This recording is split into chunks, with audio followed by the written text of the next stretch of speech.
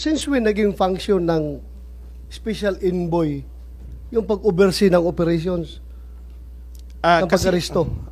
Kasi I'm sure, special envoy ka, trabaho mo is outside. Envoy ka doon para mag-represent. Pero when it comes to operational matters, kailan naging trabaho mo yung pag-oversee ng operations? Nandun ka, bakit alam mo nang itatangay sa ibang bansa? Hindi po. Anong ginagawa mo doon? Na-serve na, nabigay na yung kopya sa lahat. Anong ginagawa mo doon? Anong ginabangan mo? I was clear. Magsiserve lang kayo ng diffusion? May dala ka pang passport? Hindi po. Hindi So, po. Kasasabi mo lang yung iba walang passport. Ikaw lang yung may passport, may visa. Opo. Kaya alam mo na itatangay sa ibang bansa. Hindi po. Yung passport po nasa sasakyan was appointed, yes. Who appointed you? The PCTC, Your So Honor. can the on that day? Yes, sir. So buuin natin ha, kayo lang mga militar at police nakakaintindi ng. Sir, can you appoint the representative ng Interpol on the spot? Kasama sa powers yon. If I check with Interpol, so kung today pwedeng ako representative ng Interpol? Para pong hindi yata kasama sa function ko yun. Well, kakasabi lang ho ni Ambassador, kayo daw nag-appoint sa kanya. Yun po sabi niya eh. So, but you're saying it's Ito nga not. maintindihan. So hindi nyo po Tanggapin ko na rin no. po, kasi he Yeah. is a competent authority. Yeah, no, let's. Tama You're po. under oath, sir. Oh. You're Did under you oath. or did you not appoint him as The good ambassador representative? is a competent authority to represent us. But you in any did not forum. appoint him. Hindi question if he's a Hindi po ako appointing competent. authority. Hindi You're ka not appointing appointing, authority. okay. Klaro po yun. Hindi kanya in-appoint. So sino nag-appoint sa iyo bilang representative ng Interpol? Sir, but it are you a was- college graduate? Yes, sir. No. Any college graduate, pag pinapirma ka tapos mali, kahit printed, you'd cross it out. Then you would put. So pag nakalagay doon, Alang Cayetano, congressman, pipirma ako o i-cross out ko yung congressman, lalagay ko senator. Kung nakalagay doon, Alang Cayetano, single, may asawa na ako. Hindi ako papagalitan ng asawa ko. Kung hindi ko i-cross out, lalagay ko doon na ano. Di ba? So wag tayo magpilosopohan dito. So why did you sign in behalf of the Philippine government if you weren't representing the government and you were representing Interpol? Pili ka lang. Nirepresent ko po ang Interpol NCB Manila. So mali itong papel na to. Sabihin mo sa akin. Yun hong... Kasi nag-iiba. Isa Kasi sinungaling, po, isa totoo. Yun hong clear ho sa ma'am, ICC. Pwede ko lina. Mr. Ambassador, Senator. ang dami-dami mong pinirmahan dito tungkol sa doktor, tungkol sa immediate family, tungkol sa legal counsel. Lahat to sinang-ayunan mo. Lahat ito hindi totoo. Hindi po. Kasi ganito. pagod na po kayo. Hindi po. Kung maaari ho, ma-explain ko. Senator Bato, nagugulat lang ako, na-speechless ako. Dineliver ninyo sa ICC pero hindi ninyo alam? Paano hindi ninyo Hindi po, alam? Gusto ko lang tignan yung pinirmahan mo kasi maraming kabulastugan dito. Hindi ko maintindihan. Yung number 8, kung maipakita sa screen, ang sinagot mo, do not know. Paano hindi mo alam, samantalang nandun ka sa airport na hanggang sa Villamor, hanggang sinakay sa eroplano? Bakit hindi mo alam? Hindi po. Competent National Judicial Authority. So, ibig sabihin, Pilipino. Husgadong Pilipino, tama ba? Judicial Authority. Hindi mo rin alam? Kasi sabi dito, do not know Ayun po yung sinagot ko kasi I was waiting that time. Paano hindi mo alam? Alam mo, mula nung dumating na talaga naman hindi pinayagan makita yung abogado, hindi pinayagan pumunta sa Pilipinong husgado, hindi pinayagan lumabas. Bakit mo sinasabing do not know? Nandun ka, nakababad ka, hanggang sa Hague, nandun ka Natanggap. Excuse me, yung nagko-coach, nahihirapan po kami. Ma'am, Pinirmahan rin ninyo yan. He received legal assistance during national proceedings. Anong national proceedings ang tinutukoy ninyo? Hindi nga dinala sa husgado. Doon lang kayo sa airport, sabi ninyo. Hindi, walang do not know sa number 10. Sa number 10, sinabi mo, yes, he received legal assistance during national proceedings. Legal assistance... baka naman kabulastugan lahat ma'am. ito. Legal assistance... And then liwanag Competent National Judicial Authority. Sino naman yun? Wala naman doon kundi police. Madam Chair, may I? National Judicial Authority. Mismo yung ICC, inaalma pala na hindi ito extradition. Madam Chair. Yes, Senator Cayetano. Anong papel po ninyo doon? Kasi lumalabas yung pangalan ninyo sa resibo at yung pag-turnover. Opo, Staff, ipakita lamang. Ito, yung transfer of custody, surrender and transfer. Andyan po. At kayo po ang nakapirma. At alam ito ni Secretary Senator Cayetano. Bakit kayo ang nakapirma? Opo. Ano po yung papel ninyo ron? Ganito po yan. Ma'am, I was there to oversee the smooth arrest of the former president. Now, So, nandun kayo sa Villamor? po, makikita nyo naman po dun sa mga videos na lumabas. Hindi ko pa maalala kasi hindi ko kilala yung mga taong Opo. doon. Ngayon, doon naman ho Madam sa... Chair, excuse me, Madam Chair. Senator Bato, please. Since when naging function ng special envoy yung pag-oversee ng operations, ng pag-aresto? Kasi, I'm sure, special envoy ka, trabaho mo is outside. Envoy ka doon para mag-represent. Pero when Hindi it po, comes to operational matters, kailan naging Hindi po trabaho mo hindi- yung pag-oversee ng operations? hindi po ako nag-oversee ng operations. Yun lang hong sitwasyon dahil ang PCTC ay ang aming Secretariat and Operational Arm. Not even the PCTC, I suppose. Because PCTC is, sila lang ang nagkukontrol ng NCB. Yes, Diba? opo. O sila nagkukontrol ng secretariat. Opo. Pero Sila po yung secretariat namin. Pagdating sa Interpol, halimbawa, ganito, meron tayong General Assembly ng Interpol. Sino nag-head of delegation? PCTC. PCTC? PCTC. Ikaw, General Marbil, hindi ka pa ba nag-attend ng national, yung General Assembly ng Interpol? Sir, umattend po last year po. Last year. Opo. So, sinong head of delegation? Ang nandun po si General Alcantara po ang kasama po namin. Because when I was the Chief PNP, lahat ng ang head of delegation, yung Chief PNP. Tapos, head of delegation ng ibang bansa, yung uniform talaga na police agency ng kanilang lugar. Kaya yun yung alam ko ha. Kasi yung PCTC naman is NCB lang ito. Sila yung NCB. Pero when you say police agency, Chief PNP talaga ang head niya, di ba? At nagkakaroon ng General Assembly, kayo ang nandoon, di ba? Actually, sir, dun sa ibang country, sir, ang police lang, ang isa lang po ang law enforcement nila. So, usually, ang the head is the chief ng national police nila. But in Correct. in our country, we have so many law enforcement agencies coming from the NBI, the Philippine National Police, of course, ang kasama po namin ni Kaya Miguel. nga Kasi makita mo, di ba? Pag Interpol General Assembly, hawak kamayan lahat ng mga chief ng puro uniformado yan eh. Puro mga chief ng police agency nila, di ba?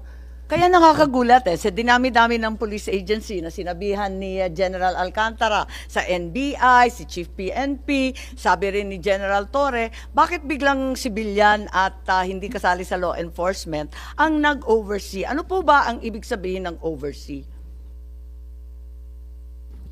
Ma'am, kasi nga ang aming PCTC is our partner, our secretariat.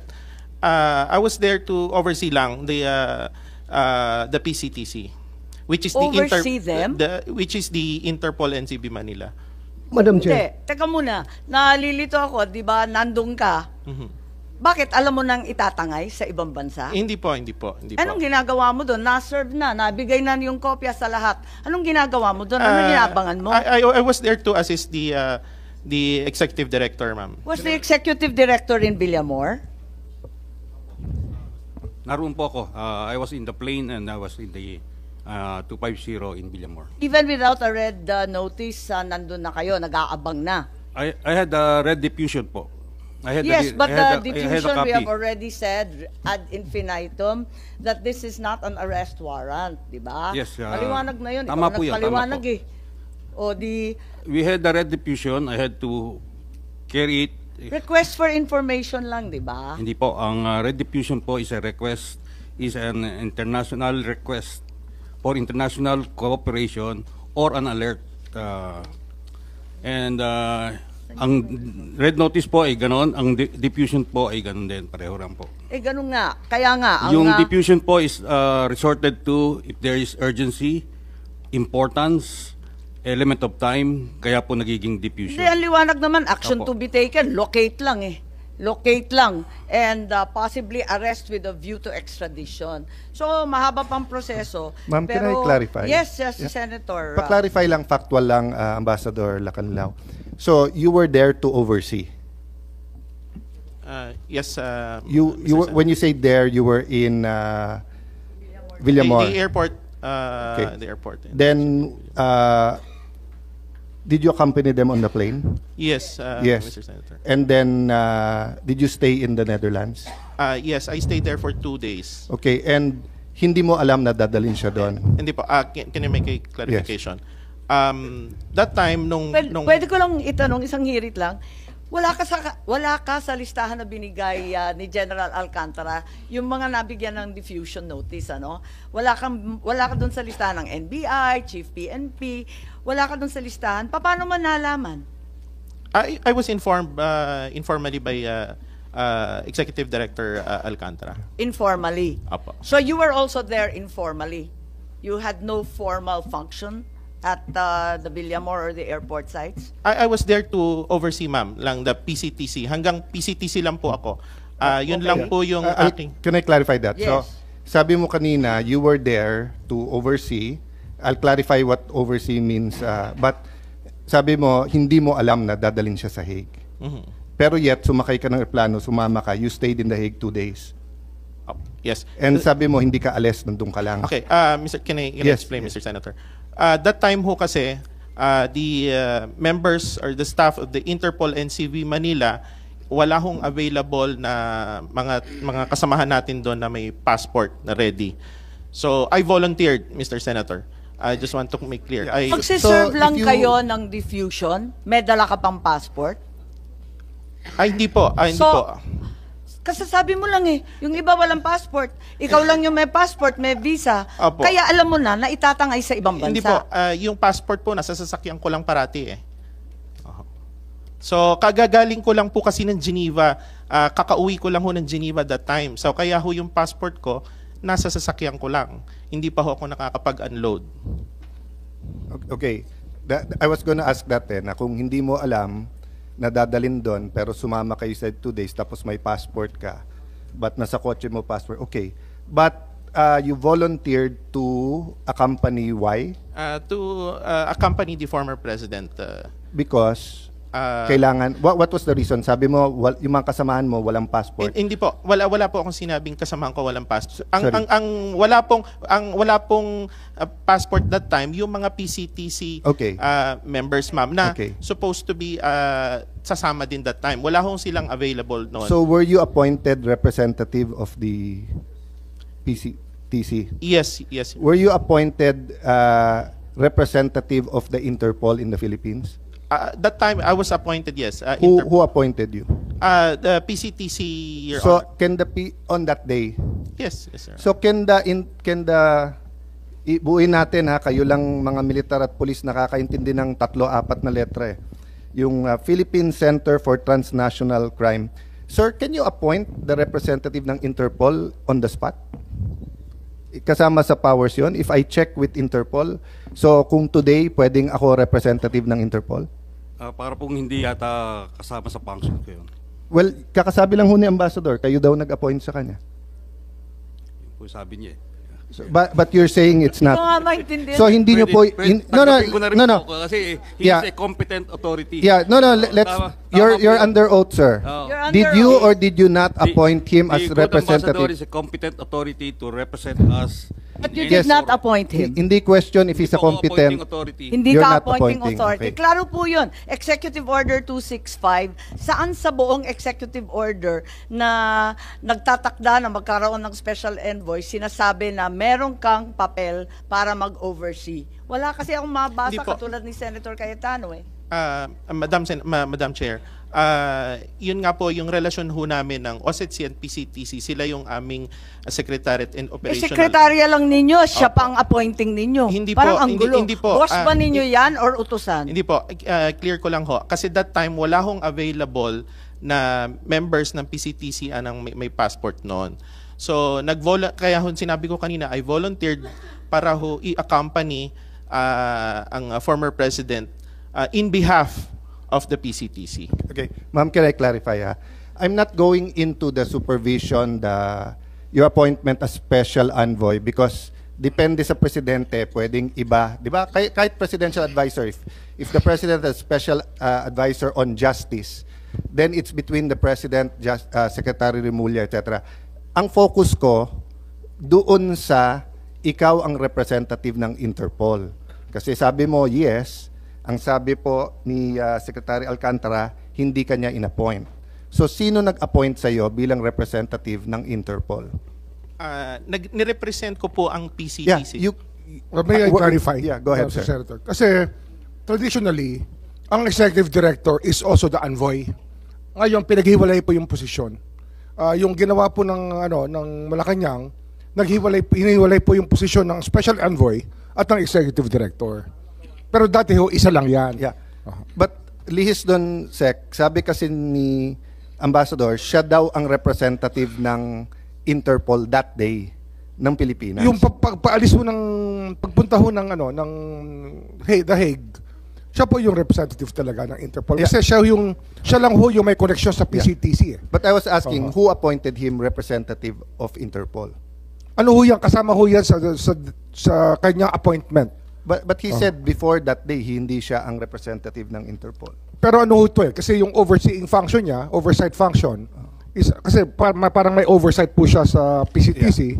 I think that they took it from there na siya rin po yung responsible for the PCTC. Okay. Wala rin sa executive order. Kasi nga ano ho yan So- Sabi ko nga, so when- magkasama ho dati ang posisyon ng executive director tsaka envoy. Si General Alcantara used to be the special envoy and executive director. And then the representative ng Interpol. Interpol. And exercising oversight powers. Bago lang yun. Hindi, dati ho isang tao lang nga Wala Ginawa Wala na sa ho, dalawa. Executive Order 265. Parang above and beyond na sa... Hindi, special ho yan. Madam Chair, if I may. Ma'am, just to point. the executive has the so power when to he do that. when you signed dito sa ICC, you were signing as what? As the Interpol NCB Manila representative. Your Ang Honor. nakalagay po dito, you're signing as in behalf of the Republic of the Philippines, not as Interpol. Kasi po nung that time, yung representative ng ICC na kausap ko, naka-print na po yung government. So, Sir, but it are was- you a college graduate? Yes, sir. No. Any college graduate, pag pinapirma ka tapos mali, kahit printed, you'd cross it out. Then you would put. So pag nakalagay doon, Alang Cayetano, congressman, pipirma ko o i-cross out ko yung congressman, lalagay ko senator. Kung nakalagay doon, Alang Cayetano, single, may asawa na ako. Hindi ako papagalitan ng asawa ko. Kung hindi ko i-cross out, lalagay ko doon na ano. Di ba? So wag tayo magpilosopohan dito. So why did you sign in behalf of the Philippine government if you weren't representing the government and you were representing Interpol? Medyo mataas na ho kasi yung pagod na din kami. Tapos ang request ng ICC staff that time nagre-request sila na kunin na ng medical team. Hindi ho kasi ma-perform yung medical assistance to the former president. Yun ho yung dahilan yan. Ang dahilan, pagod kayo? Hindi po, nagkakagulo na din ho nun. Mataas na din po yung sitwasyon. Pakisabi ng totoo. Opo, We're ma'am. all under oath. Yes, ma'am. Ang mataas na rin. Paliwanag mong maigi. Representative ka ba ng Pilipinas or representative ng Interpol? Pipili ka lang. Nirepresent ko po ang Interpol NCB Manila. So mali itong papel na to. Ah, Sabihin mo sa akin. Yun hong... Kasi nag-iiba. Isa Kasi sinungaling, po, isa totoo. Yun ang clear ho sa Ma'am, ICC. Pwede kong linawin lang. Hindi, siguro hayaan muna natin. Hayaan natin na ipaliwanag. Alam naman niya Alam ho kasi malinaw ho sa pag-uusap namin ng ICC staff na I represent the Interpol NCB Manila. Pero hindi maliwanag dito sa nakasulat. Government of the Republic of the Philippines. It's part of the government, ma'am. I'm sorry. Hindi, Interpol eh. Sabi niya, nandun siya bilang Interpol eh. Ma'am, Madam Chair, yung Interpol po kasi, the Interpol NCB Manila, it's under the Philippine government. Sorry, Mama. Kasi if that's your interpretation, then the government cooperated with ICC. In the surrender. Diba? No, I'm not trying to trap you. I'm trying to understand. Kasi nga, when you do something, you can do it in different capacities. So, international organization, yon. So, for example, Sarah here was the regional director for the International Organization on Migration, but she's a Filipino. Now, if she was special envoy nun, she has to say which one. Kasi one is a UN body, or at least a UN-recognized organization. The other one is Philippine government.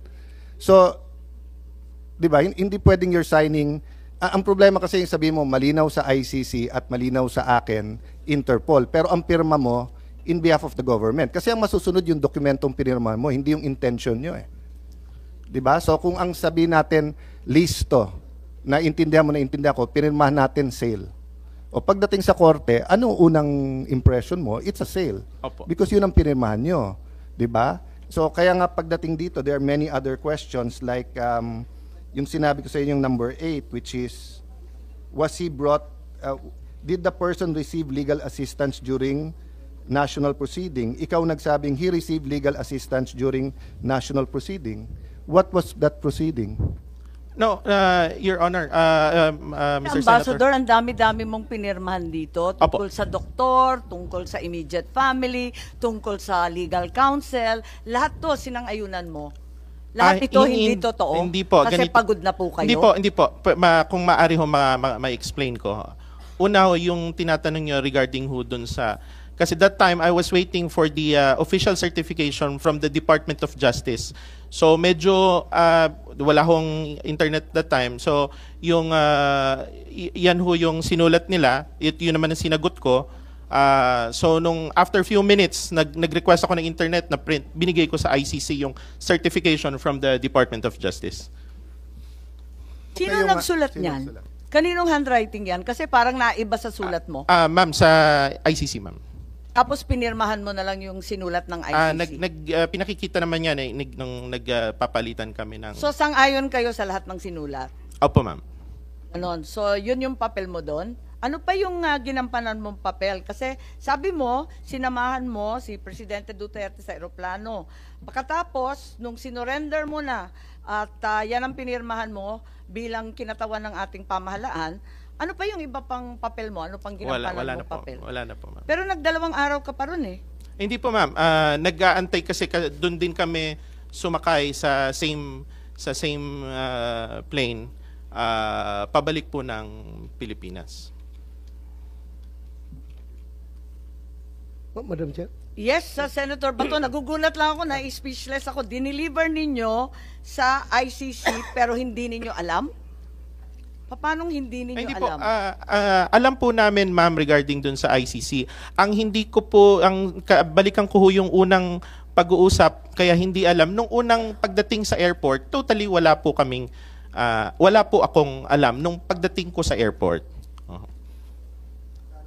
Naiya. Sa NAIA. Opo. Madam Chair. Yes, Senator Bato.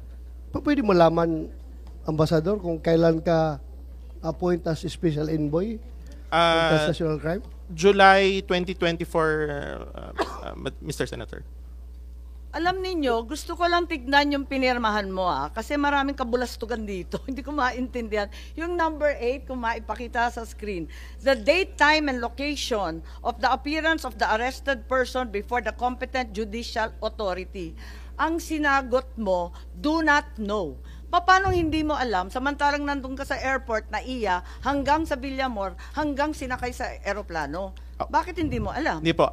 Yung number 8 po, that time, kagaya ho ng sinabi ko kanina, I'm just waiting for the certification from Department of Justice. Yung certification dumating pa ng March 12 eh. Hindi po. Na dumating po on the same day, siguro 10 minutes. Pwede ninyong pakita sa amin kasi yung certification na binigay ng DOJ sa amin, March 12 ang nakasulat. Yun po yung certification na binigay ko po. Yung date lang po, siguro kasi that was March 11.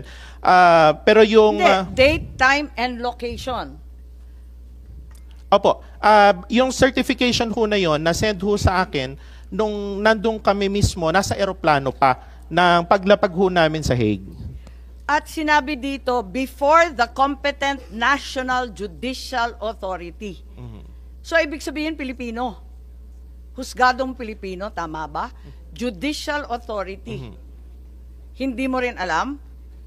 Kasi sabi dito, do not know eh. Ayun po yung sinagot ko kasi I was waiting that time. Paano hindi mo alam eh? Alam mo, mula nung dumating na talaga naman hindi pinayagan makita yung abogado, hindi pinayagan pumunta sa Pilipinong husgado, hindi pinayagan lumabas. Bakit mo sinasabing do not know? Nandun ka, nakababad ka, hanggang sa Hague, nandun ka eh. Ma'am, that time na nandun po yung mga abogado niya. In fact, 3 po yung abogado. Hindi, walang abogadong sinasabi sa number 8 na pinirmahan mo before the competent National Judicial Authority. Ang sinabi mo, hindi mo alam. So, yun ho kasing certification, yung details, nandun po sa DOJ certification. Yun ho yung inaantay ko that time. Medyo nagkaroon lang ho ng delay nung sa pagpasok kasi sa problema ho sa internet. Ano? Kailan dumating yung DOJ certification? On the same day po, nung nasa eroplano kami. Before? Iyan po, after po ng sign, kasi hindi ho makapasok. December 12 ha, ang nakadate. Parang nagugulat ako. March. Opo. Natataranta ako, nagugulat. Hindi po ma'am, Madam Chair. Pumasok po yung certification on the same day.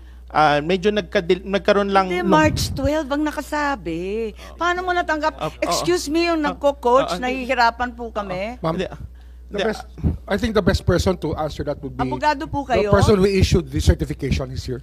Yes, I think Prosecutor Fadulion, we're referring to the same certification of March 12. Is that correct? That is correct, Madam Chair. And it was sent to Ambassador Lacanilao when and where? If I may just be allowed to explain, ma'am, the certification that is in the possession of the committee chair is a certification which indicated that the arrest was made on March 12, 2025. This certification was issued the day after the arrest. This would be March 12 also, 2025. So are you saying may mas maaga pang certification There na siya lang ang nakakaalam? No, ma'am.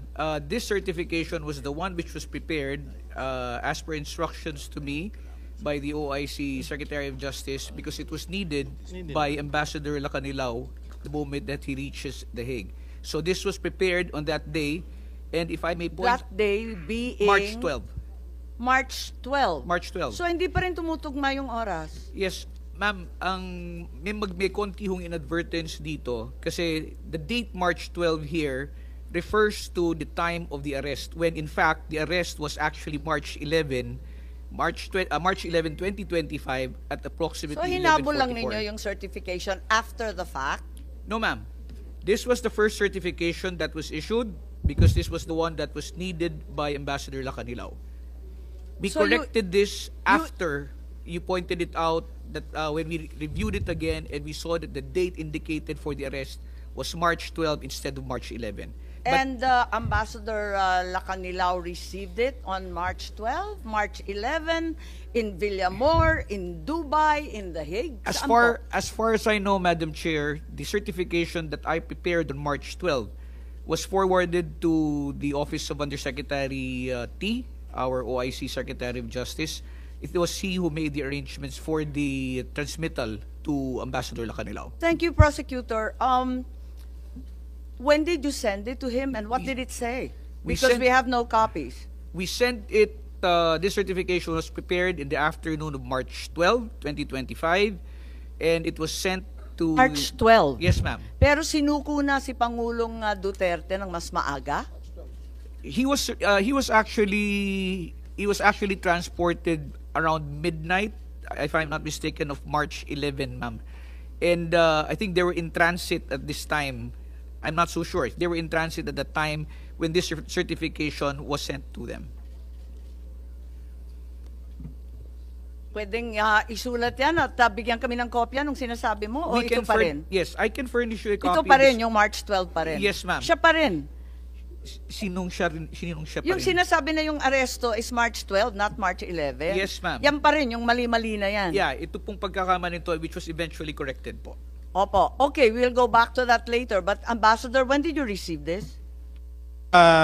Yung time ho na pagdating namin ng Hague, dumating yung ICC representative, hindi ho kasi pumapasok mabuti yung messages namin with USEC-T dahil mahina ho yung net namin doon. But after 10 minutes na ma-sign po ma-answer yung number 8 question, nakuha ko na. So I immediately sent the copy to the ICC representative. Yung mali na March 12. Tama? Mali eh. Yung kopya pong galing sa Department of Justice that time. Pero walang nakasabi doon sa certification, kahit tanggapin ko na nagkamali, nagtypo sa date. Ang problema, wala namang sinasabi that he was delivered to a competent judicial authority, to which you signed. Sabi mo, talaga na-deliver to a national competent judicial authority. Pinirmahan mo competent national judicial authority. Ma'am, may I? Yes po. Kasi kagaya ho na sinabi ni Justice Ascuna kanina, Oo. sa sistema kasi ng ICC, ang prosecution po ay kasama sa korte. It's part of the court. Kaya yun po yung lumalabas kasi nga, like the Prosecutor General is competent judicial authority in the understanding of the ICC. Secretary Remulla, it's very, very clear. Competent national judicial authority. There's nothing mysterious or equivocal about the sentence. Yung nga ho yun eh. National po. Yun yung National, equivalent ibig sabihin kasi. Pilipino Yung po. equivalency po. Ang sinabi siguro ng ICC sa kanya, prosecutor. Prosecutor certification. I don't really know their conversation. But yun lumalabas. Kasi nga, hindi na matatanggapin ng ICC yan kung hindi na issue ng prosecutor yan eh. Kasi under their system, ang prosecutor is part of the court. Parang nakakatuwa naman yung sagot na yan. Pero sige na lang. Ambassador Lacanilao, number 10, did the arrested person receive legal assistance during national proceedings? Pinirmahan rin ninyo yan. He received legal assistance during national proceedings. Anong national proceedings ang tinutukoy ninyo? Hindi nga dinala sa husgado. Doon lang kayo sa airport, sabi ninyo. Ma'am, kaya ko yung sagot ko dyan ay I do not know. Kaya Hindi, walang do not know sa number 10. Sa number 10, sinabi mo, yes, he received legal assistance during national proceedings. Okay, legal assistance baka naman kabulastugan lahat ito. Legal assistance kasi po that time ang pagkakaintindi ko kasi nandoon yung tatlong lawyers niya. Sinong tatlo? Former ES Mijaldea, his wife, and Attorney Delgra. Madam Chair, Legal assistance during national proceeding. May national proceedings ba doon sa Villamor na sinasakop yung tatlong abogadong sinasabi mo? Legal assistance and serving of warrant. Ang nakasabi dito, did the arrested person receive legal assistance? Basahin po ninyo, nandyan. During national proceedings. He received legal assistance during national proceedings. Ang sabi po ninyo. Service of warrant, ma'am. National proceedings. Yes, ma'am. Yan ang Service of warrant, pagkaintindi mo. Yes, Senator Bato, please. ibig mong sabihin, you want to impress upon us that yung service of warrant is a national proceedings? Yan yung gusto kong Ma'am, that's an extradition form kasi. Sir, Yes, it's sir. an extradition form. Ang lumalabas kasi rito, case of first impression din po sa ICC na may nag-surrender po sa kanila ng tao. Hindi pa ho nangyayari to eh. I think it's something that even the ICC Yes, tama ka sir, tama ka. Ha? Pero didn't know how to react to it. Balikan ko lang yung nakasulat. Natanggal, nawala. Ibalik mo nga. Ibalik mo. O very clear man ito, Ambassador. Did the arrested person receive legal assistance during national proceeding? Ang sagot mo, he received legal assistance during national proceedings. So ibig mo sabihin, yung national proceedings na sasabi mo dito, yung pag-serve ng warrant? Serve ng warrant and also legal assistance kasi kasama ho niya yung tatlong abogado niya. Ay, Wow. ganon. Pati yung National- competent National Judicial Authority, si General Torre na lang yon. Wala ho Kasi kasing sino ba form ng yun? ano. And then may right- liwanag competent National Judicial Authority. Sino naman yun? Wala naman doon kundi pulis. Madam Chair, may I? Ano ho kasi, yung lumalabas ho kasi rito, talagang even the ICC, the form they use is for extradition purposes. Makikita po naman judicial authority, kasi yun ho talaga experience nating lahat. This is the first time na may nag-surrender po sa kanila. Then they don't even know our domestic law. Kaya po, this is a way to push things up. Kaya nga nung nag-require ng certification, umubra po yung certification ng Department of Justice, ng Prosecutor General, kasi yun po yung understanding nila ng situation. Pero that's an extradition form, kaya ang mga tanong po dyan is for extradition, not for surrender. Pero kung extradition yung form mismo ng ICC, dapat nasundan yung extradition na process. May competent National Judicial Authority. Mismo yung ICC, inaalma pala na hindi ito extradition. Madam Chair. Yes, Senator Cayetano. Just some points. I understand, SOJ, where you're going, but ang problem ko kasi yung pumirma yung representative supposedly ng bansa. Kasi from the start, information on the surrender and transfer yung title nung form. But as you said, kasi extradition is a form of surrendering, di ba? Pero hindi yun ang sinunod natin. So ang understanding ko kasi, very strict din yung ICC sa human rights. Kasi precisely nga, it's a court that based everything on human rights. So they want to make sure with the form that we followed human rights. Okay. So dun sa number 10, personally, I'm not committing the committee. Personally, I can understand that the service of the warrant is part of the national proceeding. But when you signed, kasi when the ambassador signed his name and ang nakalagay, he received legal assistance during national proceeding, it gives the impression that there was more than just the service of the warrant.